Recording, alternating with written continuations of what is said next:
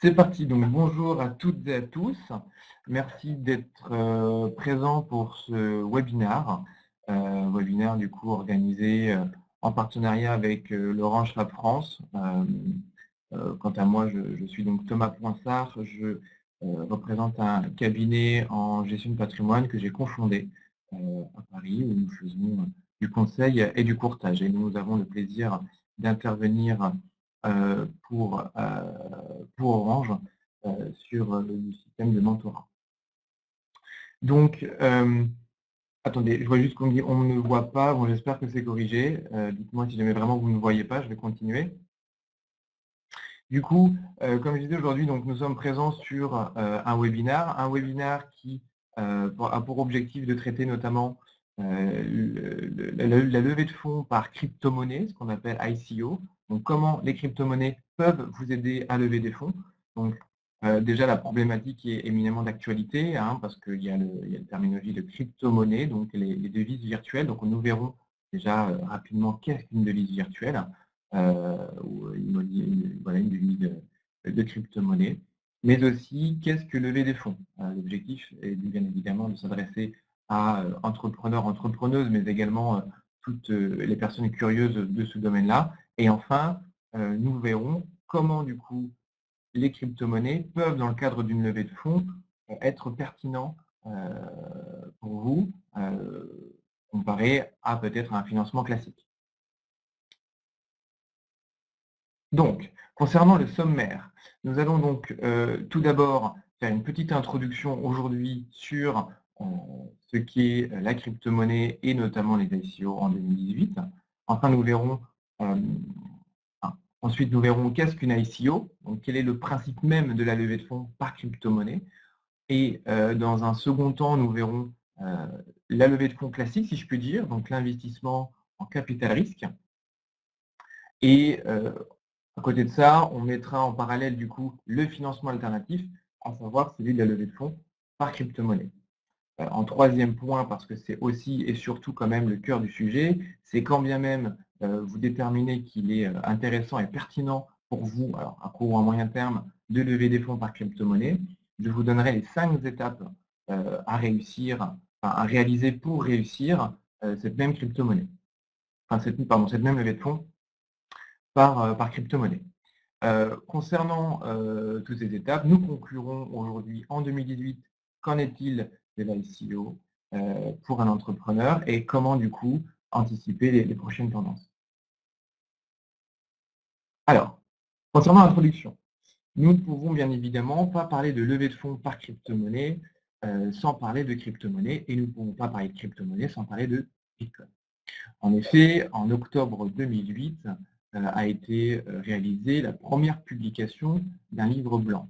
Alors, le livre blanc, appelé aussi White Paper, est aujourd'hui encore très utilisé, c'est la base même d'une levée de fonds, c'est le document sur lequel on va expliquer notamment l'objectif du projet et donc du coup des attentes vis-à-vis des investisseurs. Et donc en octobre 2008, Satoshi Nakamoto, alors c'est un avatar, c'est un nom d'usage, personne ne connaît réellement qui il est, a publié sur Internet ce white paper intitulé Bitcoin, un système monétaire électronique de pair à pair. Je vous ai mis le nom officiel en anglais juste après.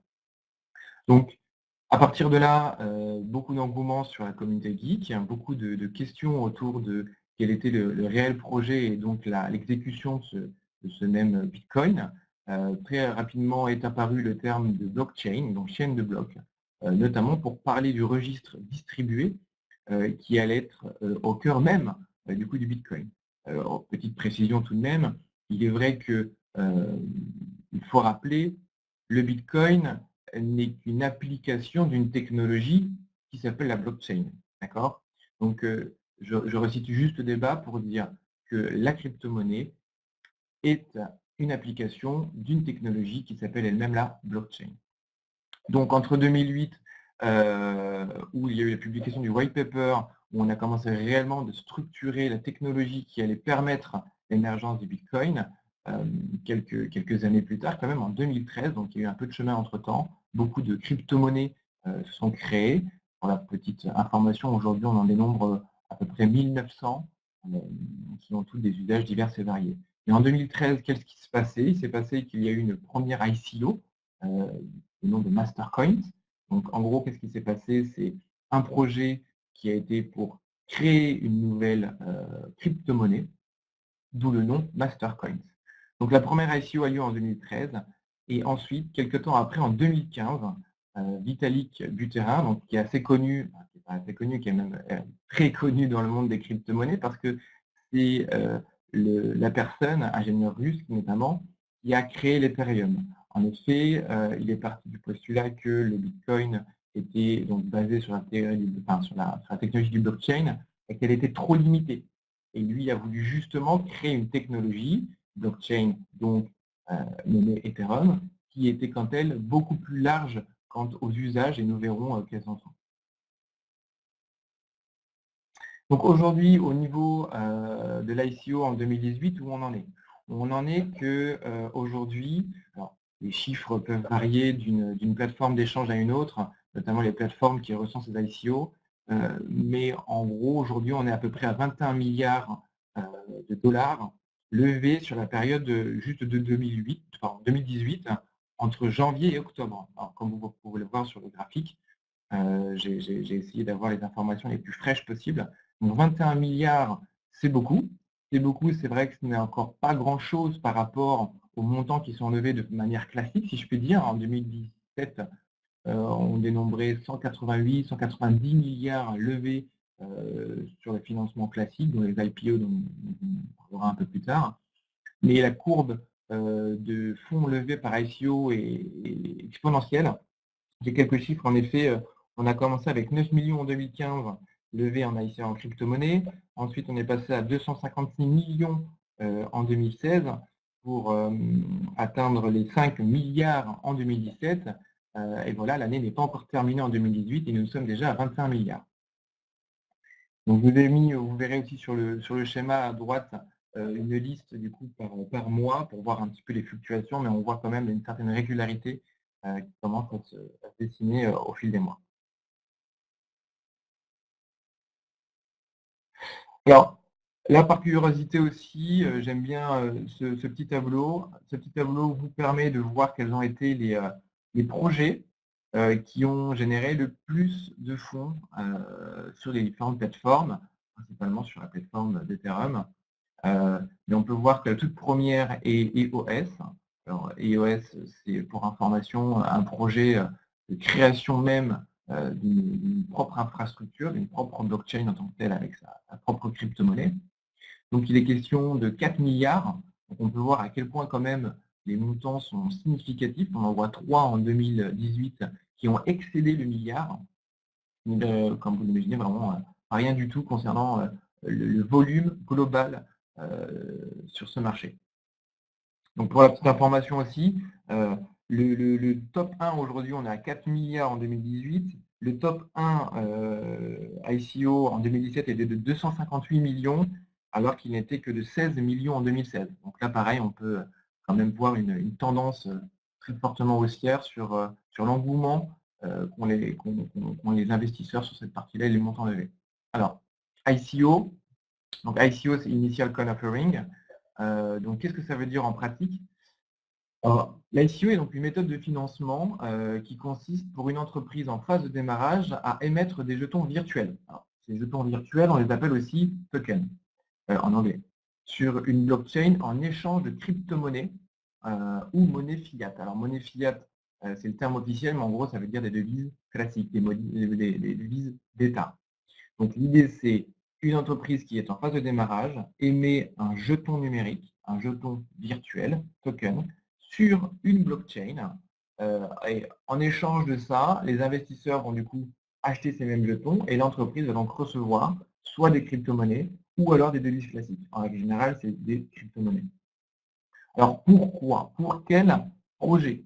Alors quels sont les projets qui sont financés? Ce qu'il faut savoir, c'est qu'au tout début, les projets étaient plutôt des projets d'infrastructure, des projets d'open source.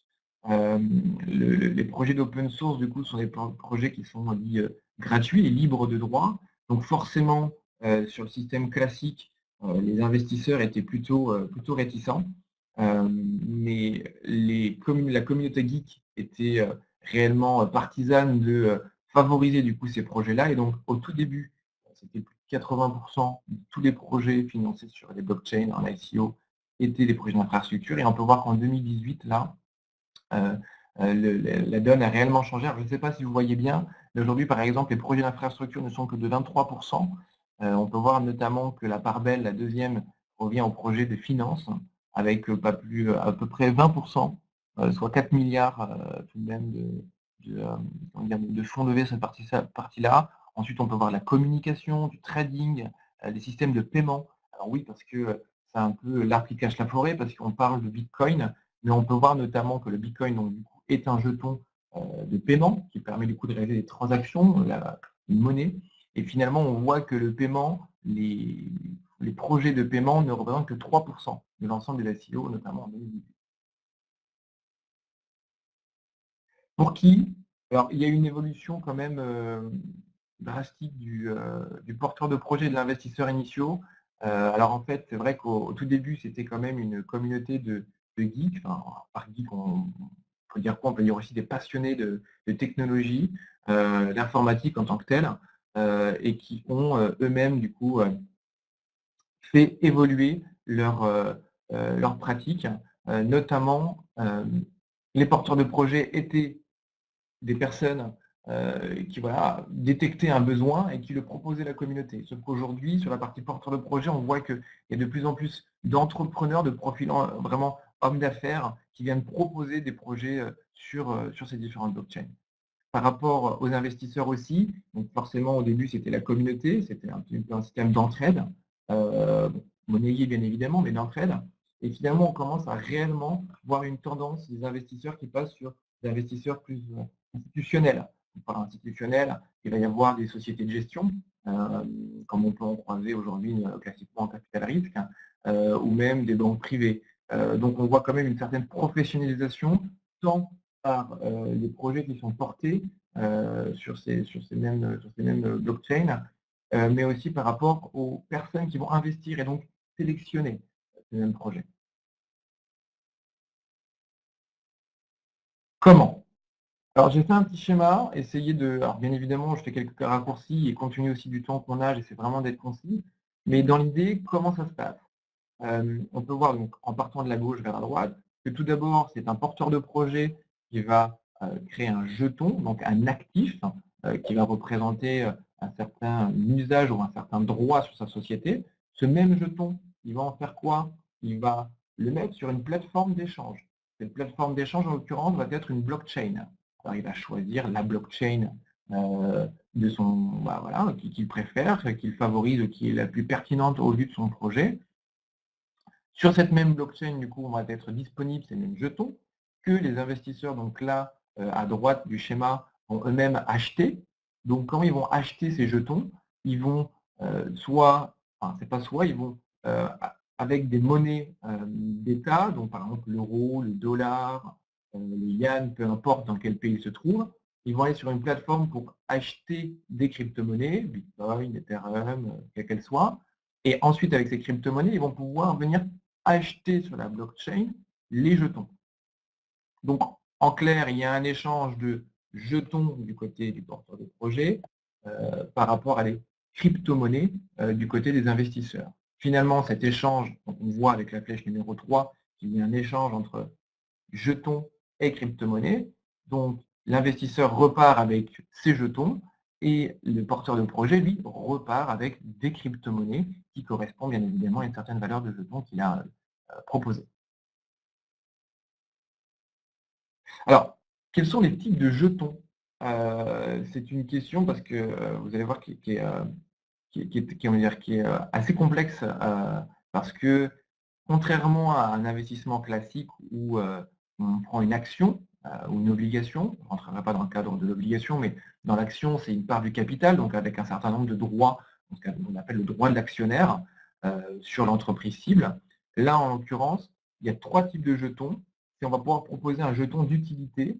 Alors, un jeton d'utilité, c'est quoi? C'est je vais te donner un droit d'usage par rapport au service que je vais vendre. C'est-à-dire que réellement, l'investisseur un petit peu comme le principe des miles. Je ne sais pas si vous situez un petit peu l'idée. Pour Airbus, c'était je collecte des miles et ensuite avec ces miles-là, je vais pouvoir voyager par Air France. Je vais donner un exemple peut-être plus d'actualité. C'est comme si Airbnb disait vous achetez des jetons Airbnb et vous aurez le droit à un certain nombre de nuits dans des lieux que vous aurez décidé qui seront présents sur la plateforme. D'accord? Et bien évidemment, la valeur du coup de ces jetons et du service qui est associé va lui-même progresser à hauteur de la valorisation sur le marché du jeton. Vous voyez, par exemple, si Airbnb on a un jeton qui donne droit à une nuit, mais étant donné la valorisation du jeton, ça va pouvoir nous permettre peut-être d'accéder à 5, 6, 7 nuits. Donc, c'est aussi l'idée réellement d'investir. Jeton d'investissement, donc là, on se retrouve plus classiquement avec un jeton qui se rapproche plus du type action, dans le sens où le jeton va donner droit à certains retours financiers notamment, des dividendes, des rémunérations. Il n'aura pas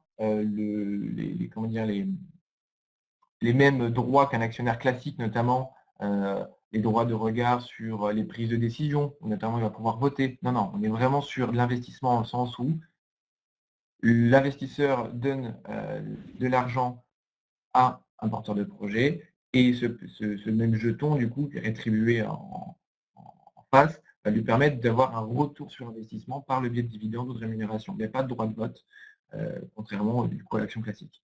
Et le jeton de paiement, ça va être ni plus ni moins l'idée de dire, voilà, tu obtiens un jeton qui va te permettre d'utiliser ce même jeton pour payer à travers ma plateforme. Typiquement, Bitcoin, c'est le cas, c'est-à-dire qu'au tout début, les gens ont acheté un Bitcoin, qui était un jeton de paiement, et ensuite, par rapport à la valorisation de ce même Bitcoin, qui aujourd'hui, comme vous le savez certainement, totalement différent de sa création, il ne coûtait que 1 centime, il est monté jusqu'à une valorisation de 19 000 € en décembre dernier.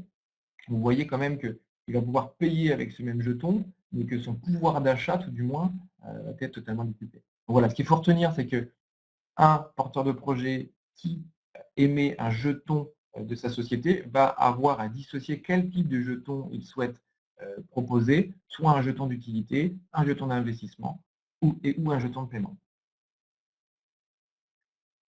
Donc, revenons maintenant de manière plus pratico-pratique à la levée de fonds en tant que telle. La levée de fonds aujourd'hui, il y a deux écoles, si je peux dire. Il va y avoir la levée de fonds classique, à savoir l'IPO. Quand bien même l'IPO, nous verrons que c'est dans un stade bien avancé de levée de fonds, et le financement alternatif, du coup, qui est représenté aujourd'hui par l'IPO. Donc, l'IPO. Alors, l'IPO, c'est quoi? C'est l'idée de pouvoir proposer publiquement d'obtenir des parts d'une société. Donc, lever des fonds au public. Initial, public, offering. Donc, c'est représenté notamment par ce tableau, par le financement capital risque traditionnel. Donc, j'ai mis plusieurs tours de financement et de levée de fonds. On peut voir que en effet, lorsqu'on est une entreprise, il y a plusieurs tours de table, ce qu'on appelle aussi donc, les tours de financement.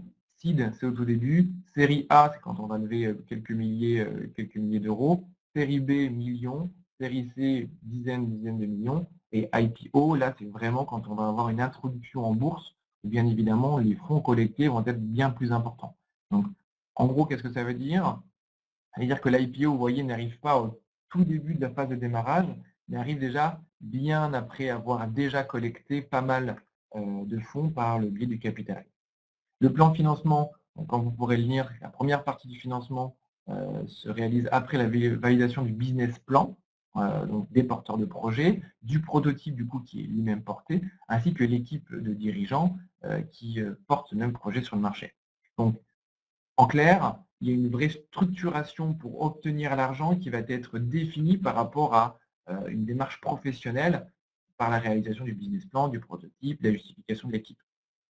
Les avantages et les contraintes de ce type du coup de financement, c'est que l'idée va être challengée et validée par les professionnels. Parce que les investisseurs, quant à eux, vont être regardants du coup, bien évidemment, sur l'intérêt, la solidité même de l'idée. et que les mêmes fonds qui vont être collectés vont, quant à eux, du coup, être gérés de manière précautionneuse par les investisseurs qui auront un droit de regard sur les investissements réalisés par l'entreprise. Alors, la contrainte, c'est souvent, en pratique, les start-upers ou entrepreneurs qui, à la suite déjà d'un premier tour, où ils ont collecté X euros pour continuer leur développement, vont très rapidement devoir se préoccuper du prochain. Donc, le problème, c'est que c'est chronophage et que ça prend un temps du coup de chercher l'argent plus que d'exécuter l'idée et du coup faire fructifier l'entreprise en tant que tel. Donc, ça peut être un point de contrainte, un inconvénient. Donc, les investisseurs, bah, c'est des business angels, donc c'est des personnes, soit de manière individuelle ou par groupement de business angels qui souhaitent prendre part au projet et donc du coup financer ce même projet. Les investisseurs en capital risque, donc là pareil, on est sur des groupes du coup d'investisseurs qui vont venir prendre du capital, des participations dans l'entreprise. Ensuite, concernant l'ICO, donc Initial Coins Offering, là on est à un stade qui est différent, c'est-à-dire que là on est sur un stade de démarrage ou même d'amorçage, de pré-amorçage pour développer le projet, l'idée. Donc le plan de financement, c'est quoi? C'est dès qu'il y a réception des fonds sur la base du white paper. Comme on a dit, le white paper, c'est le document sur lequel vont pouvoir se baser les investisseurs pour dire est-ce que je donne ou est-ce que je ne donne pas de l'argent. En l'occurrence, est-ce que je prête? J'investis de l'argent. Donc ça peut se ressembler un petit peu sur le système de crowdfunding, où voilà, on voit un projet, il est détaillé avec un certain nombre d'éléments. Bien évidemment, dans ce white paper, on retrouve les éléments classiques d'un business plan ou d'un business model. On explique le pourquoi du comment, le marché, la pertinence et les autres informations bien évidemment déterminantes pour que l'investisseur puisse lui y voir un intérêt aussi. Et que finalement, une fois que cette white paper, il y a création du jeton sur la blockchain et donc du coup échange, comme on a vu tout à l'heure, entre crypto-monnaie et jetons. Et que s'il y a besoin d'obtenir des crypto-monnaies, donc des sous supplémentaires, alors il peut y avoir des ICO supplémentaires où on va réémettre des jetons à hauteur de ce dont on a besoin. Alors bien évidemment, afin d'avoir une communication la plus claire et pratique, bien évidemment, les ICO supplémentaires sont elles aussi organisées. On n'émet pas quelques dizaines de milliers de jetons comme ça, au risque bien évidemment du coup de ne pas être repéré dans maintenant l'ensemble de toutes ces ICO qui fleurissent tous les mois. Avantages et contraintes. Alors, ce qu'il faut bien comprendre, c'est que les personnes qui investissent en règle générale dans les ICO sont des personnes qui sont issues du coup de la communauté geek, qui sont des passionnés de technologie. Et donc, qui dit passionné, qui dit communauté. Donc, les fondateurs, quand ils vont avoir des fonds, donc des crypto-monnaies issues de cette communauté, ils vont aussi avoir leur soutien. Parce qu'au-delà d'un investissement purement financier, il y a réellement une envie, un intérêt de faire en sorte que ce projet soit exposé au grand jour ou tout du moins utilisé à grande échelle. Donc les avantages aussi pour les fondateurs, c'est qu'ils vont être libres d'innover. Libres d'innover dans la mesure où ils ne vont pas avoir de contraintes sur leurs décisions stratégiques. Comme je disais tout à l'heure, dans le cas d'une ICO classique, les investisseurs viennent prendre une part du capital. Qui dit part du capital, qui dit actionnaire, qui dit actionnaire, qui dit un certain nombre de droits, et notamment un droit de vote par rapport aux stratégies, par rapport aux prises de décision. Là, les fondateurs, par rapport aux jetons qu'ils vont proposer, on a vu il y avait plusieurs types de jetons, ils ne vont pas subir d'interférence vis-à-vis des investisseurs, donc être totalement libres dans leur choix et dans leurs décisions. Le risque qui peut se poser très rapidement, c'est l'usage même du coup de ces fonds issus des crypto-monnaies. Parce qu'en effet, étant donné que les investisseurs ne vont pas avoir de droit de regard sur la gestion de la trésorerie ni sur les dépenses réalisées, il y a ce qu'on appelle un biais, un aléa moral. C'est-à-dire que quel est quelle est la chance que le porteur du projet part avec la caisse finalement, ou l'utilise pour des fins personnelles plus que pour le projet. Donc là, ça peut être un risque même plus du côté de l'investisseur. Donc, risque de mauvaise gestion, forcément que le projet coule, mais aussi la transparence vis-à-vis de l'usage de la trésorerie. Donc, les investisseurs initiaux, qui sont-ils? Donc, comme je disais tout à l'heure, des passionnés de technologie, des férus de technologie qui sont sur ces plateformes-là, la crypto-communauté, donc bien évidemment les personnes aussi qui sont dans la communauté, qui ont eu des bitcoins peut-être au tout début et qui se retrouvent maintenant avec une valorisation importante de leur devise et qui souhaitent réinvestir dans d'autres projets, mais aussi de plus en plus d'investisseurs. Alors, je mets anonyme, bien évidemment, pour le petit clin, enfin, pas le petit clin d'œil, mais pour le principe, l'usage même des blockchains avec un principe quand même d'anonymat. Ne pas confondre anonymat et traçabilité, parce que c'est non pas parce que on ne peut pas savoir qui a acheté un Bitcoin et qui a investi dans cet ICO, c'est-à-dire on peut voir exactement le trajet, le parcours du Bitcoin et du coup où va les actifs, où va la monnaie. Alors, on a vu ce que c'était une ICO, une IPO, bien évidemment, ce n'est pas manichéen, blanc ou noir, mais plutôt gris. Les nuances de gris, on en a dans ce financement, sur un type de financement dit hybride. Alors pourquoi hybride? Parce qu'il y a de l'IPO, il y a de l'ICO. Par IPO, là, je vais entendre plutôt le capital risque classique, donc série A, seed, pardon, donc au tout début, et série A, pour ensuite avancer sur l'ICO. Donc là, ça nous permet bien évidemment de lier l'utile à l'agréable, dans le sens où on va pouvoir bénéficier du smart money, dans le sens où c'est comment dire, les investisseurs avertis qui vont avoir une structuration, une professionnalisation du coût de l'investissement et donc faire bénéficier l'entreprise d'un sérieux dans la validation du projet, tout en bénéficiant d'une communauté du coup forte qui elle-même va permettre du coup l'exploration même du projet et du coup de son attendu au marché. Donc j'avance un peu plus vite. Donc avantage, inconvénient d'une ICO, en clair, pour un entrepreneur, entrepreneuse ou un porteur de projet, l'idée même, c'est que c'est non dilutif, c'est-à-dire que l'argent qu'il va collecter par le biais de crypto-monnaie ne va pas venir diluer sa participation dans son projet et donc du coup son pouvoir de décision, que le marché est mondial, parce qu'en effet, lorsqu'on met du coup son projet sur une blockchain, le marché, c'est le marché monde, et pas juste le marché local d'investisseurs, entre autres. Les contraintes, risque de volatilité, en effet, la volatilité des crypto-monnaies permet du coup sensiblement de faire varier quand même le montant des fonds collectés. Quand on voit que la volatilité annuelle moyenne entre 2014 et 2017 pour le Bitcoin est de 73%. Donc, en gros, ça veut dire qu'on peut, sur 100 € collectés, avoir 73% en plus ou en moins en fonction de la volatilité et l'évolution du marché. Risque de sécurité, c'est sûr, parce qu'une fois qu'on a collecté ces bitcoins, enfin ces crypto-monnaies, pas forcément bitcoin, mais ces crypto-monnaies, faut-il encore les conserver de telle manière à ne pas se les faire voler. Malheureusement, on peut voir qu'encore récemment, le plus gros vol de crypto-monnaies a été réalisé sur CoinCheck avec 547 millions en valeur de dollars de crypto-monnaies. Les risques réglementaires, donc la capacité même d'avoir, une fois qu'on a ces crypto-monnaies, soit bien évidemment les utiliser à travers les blockchains ou les services directement, comment dire, directement ceux qui acceptent ces mêmes crypto-monnaies, sinon comment rapatrier ça? Parce que bien évidemment, quand vous êtes un entrepreneur et vous avez besoin peut-être de financer des locaux, les bailleurs n'acceptent pas forcément les crypto-monnaies, donc il faut bien leur payer en euros, en devise fiat, comme je disais tout à l'heure, donc une devise bêta, la monnaie classique, euro, dollar, et pour ça, il faut les rapatrier. Et pour les rapatrier, il faut un compte. Et aujourd'hui, il est très compliqué pour certains entrepreneurs de rapatrier des sommes à la contre-valeur du coup de crypto-monnaies sur leur compte bancaire parce que les banquiers refusent.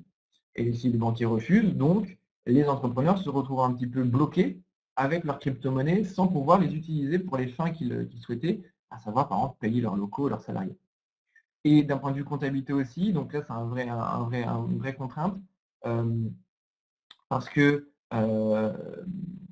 le problème qui se pose, c'est que aujourd'hui, le montant des crypto-monnaies collectées par l'entrepreneur, quid de son intégration dans le résultat fiscal de l'entreprise? Est-ce que c'est un résultat exceptionnel? Est-ce qu'il est considéré classiquement comme des euros ou des dollars qu'on aurait collectés par par une levée de fonds classique. Donc forcément, tout un tas de questions pour l'entrepreneur d'un point de vue fiscal et donc du coup réellement l'impact financier qu'il va pouvoir en dégager. Et du côté du coup des investisseurs entrepreneurs, l'avantage c'est le prix. Alors, entendons-nous bien, le prix, dans la mesure où plus on arrive tôt dans un projet d'ICO et plus du coup le jeton coûte peu cher. En effet, quand aujourd'hui dans une levée de fonds classique, les gens vont attendre un petit peu que les autres personnes prennent position pour justement y aller. Là, c'est plutôt on rentre dans un projet et plutôt on bénéficie entre guillemets d'un rabais qui favorise un maximum d'investisseurs à rentrer le plus tôt possible et donc du coup avec un prix plus bas. Et donc aujourd'hui, par rapport à l'ensemble du volume généré, des crypto-monnaies générées, ces mêmes jetons bénéficient d'une liquidité supérieure comparée aujourd'hui à une action, quand on achète une action dans une entreprise en capital risque, dès le début. Les contraintes pour les investisseurs, ça va être des risques juridiques. En effet, aujourd'hui, j'ai pris un chiffre 95%, mais 95% aujourd'hui des ICO sont des arnaques. Alors, des arnaques, soit parce que derrière, l'objectif pour le porteur de projet, c'est, son projet, c'est ni plus ni moins de vous arnaquer, dans le sens où il met une ICO, étant donné qu'il n'est pas obligé de donner son nom, son prénom, il va collecter les fonds et après partir avec la caisse. Par contre, si ça vous arrive, le problème, c'est que vous n'avez pas de recours parce qu'il n'y a pas d'autorité qui réglemente du coup ce même marché. Donc attention au risque juridique. Et les contraintes d'un point de vue financier, c'est que d'un point de vue manipulation de cours, ce qu'on appelle le pump and dump.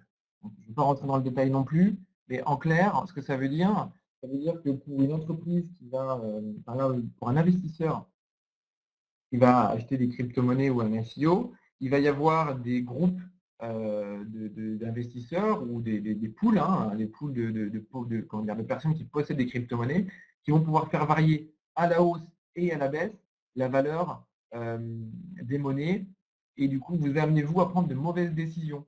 En gros, pour faire simple, vous vous positionnez sur le Bitcoin par exemple, vous voyez que dans le tableau des achats et des ventes journaliers, il y a énormément de signaux d'achat. Dire le cours par exemple est à 100, vous voyez qu'il y a, je sais pas moi, 5 millions d'euros qui vont être achetés au cours à 110. Donc vous disiez, oula, c'est un signal fort d'achat. Donc vous allez être amené à vouloir en racheter plus, mais finalement, c'est une manipulation de cours parce que ça utilise des biais psychologiques pour vous amener à prendre des décisions, soit sur des crypto-monnaies, soit sur des ICO, et donc du coup, vous induire en erreur. Donc, on a vu ce qu'était une crypto-monnaie. Je ne suis pas rentré dans le détail parce que ce n'est pas l'objet du webinaire. Comment cette même crypto-monnaie était amenée à être collectée par les entrepreneurs pour lever des fonds, l'ICO, et comment ces fonds, du coup, ensuite, pouvaient être réutilisés avec les avantages et les contraintes, notamment les droits au compte, comme je disais tout à l'heure, c'est pas parce qu'on a des crypto-monnaies qu'on va pouvoir les rapatrier sur son compte bancaire, compte courant, et le convertir en euros. Pas si facile que ça. Maintenant, c'est quand bien même, avantage, inconvénient, vous dites, ça peut être pertinent pour mon business, pour le développement de ma société de faire une ICO, quelles sont concrètement les étapes à mener? Alors, la toute première va être d'identifier l'opportunité. C'est-à-dire que, comme on a vu, le jeton en question doit avoir une utilité qui est intrinsèque. Le boulanger ne va pas lever des fonds en crypto-monnaie s'il n'est pas capable de prouver que le jeton qu'il va proposer aux investisseurs va avoir un usage business propre à son activité.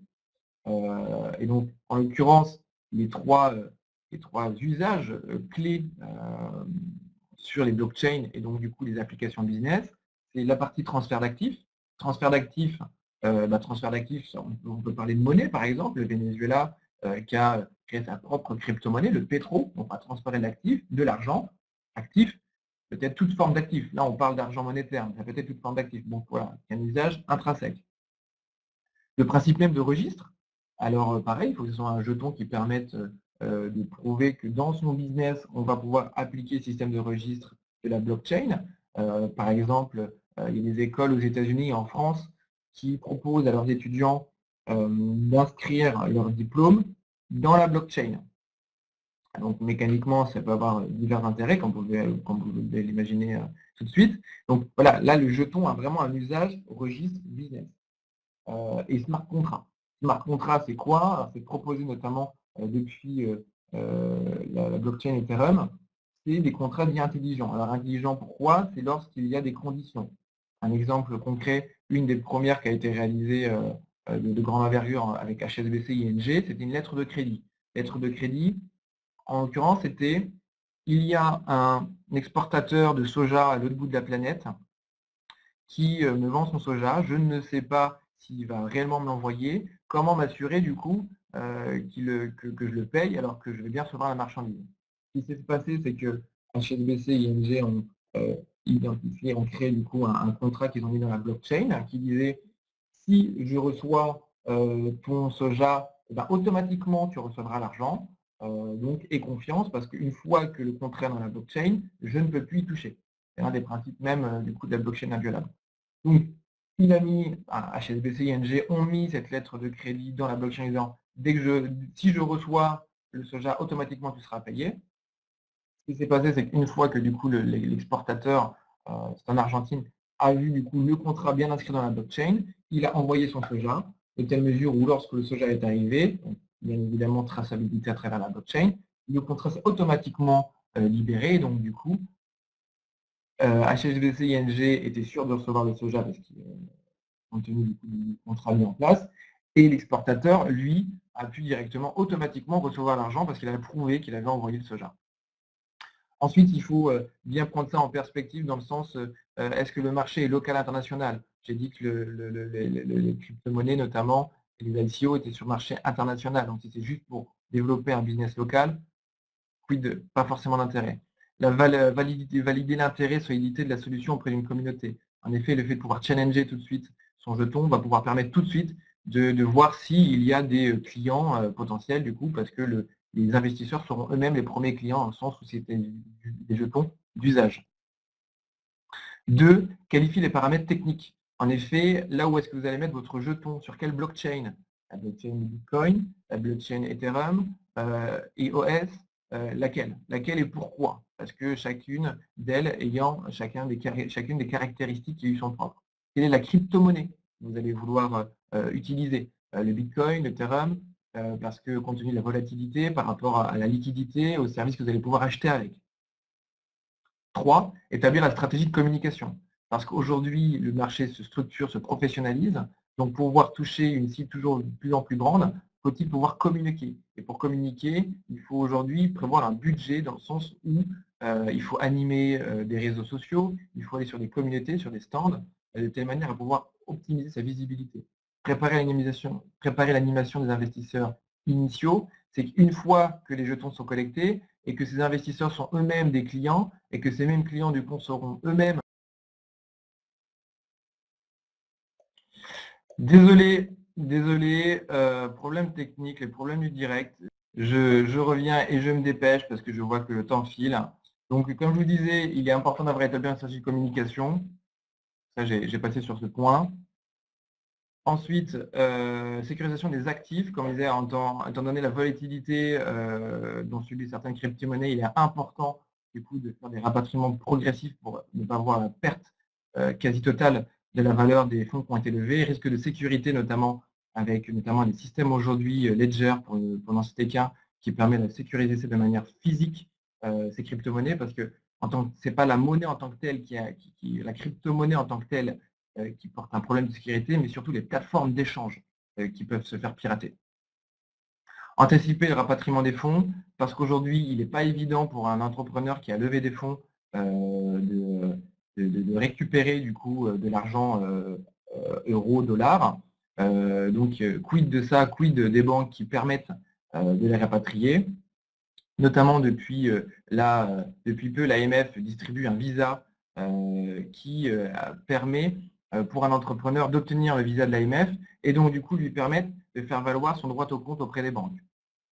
Lutte contre le blanchiment et le financement du terrorisme, pareil dans cette même lignée, il faut se faire accompagner de telle mesure à pouvoir justifier que les crypto-monnaies collectées ne vont pas être utilisées à de mauvaises fins et donc du coup pour le projet en question entrepreneurial et de pouvoir le justifier auprès des banques qui sont assez frileuses pour l'instant. Conclusion sur le gong. Organiser une ICO en 2018 n'est pas plus facile qu'une IPO, dans la mesure où, après l'engouement récent de beaucoup d'entrepreneurs et de crypto passionnés, aujourd'hui le marché se professionnalise avec l'arrivée d'entrepreneurs hommes d'affaires et des investisseurs institutionnels. La concurrence devient de plus en plus forte entre les projets d'ICO, donc la capacité aussi à pouvoir sortir du lot concernant votre projet doit être aussi de plus en plus comment dire, sophistiquée.